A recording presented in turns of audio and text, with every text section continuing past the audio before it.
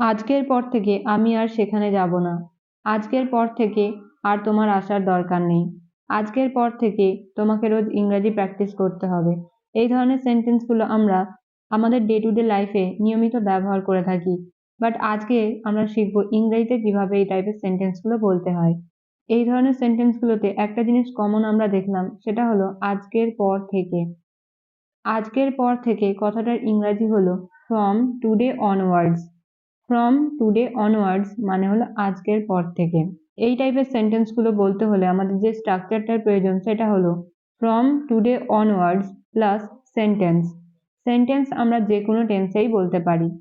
এবার আমি আপনাদের সাথে বেশ কিছু এক্সাম্পল শেয়ার করব, যাতে আপনারা ভালোভাবে বুঝতে পারেন যে এই ধরনের সেন্টেন্সগুলো কিভাবে বলতে হয়। ফার্স্ট এক্সাম্পল হলো আজকের পর থেকে আমি আর সেখানে যাব না।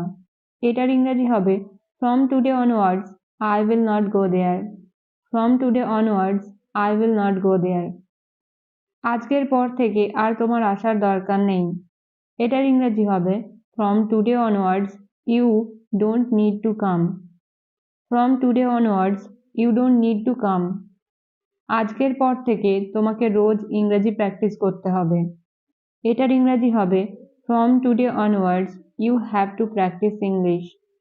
From today onwards, you have to practice English. আজকের পর থেকে আমি পড়াশোনা করব।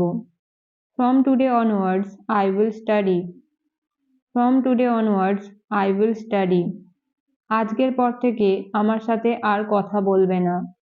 From today onwards, don't talk to me. From today onwards, don't talk to me. আজকের পর থেকে আমি সব কাজ করব। From today onwards, I will do all the work. আজকের পর থেকে আমি তোমার মুখ দেখতে চাই না। এই সেন্টেন্সটা ইংরেজিতে কি হবে আপনারা কমেন্টে লিখে জানাবেন। ভিডিওটা যদি হেল্পফুল মনে হয় অবশ্যই লাইক অ্যান্ড শেয়ার করবেন। আবার একটা নতুন ভিডিওর সাথে দেখা হবে। Till then stay happy and keep learning.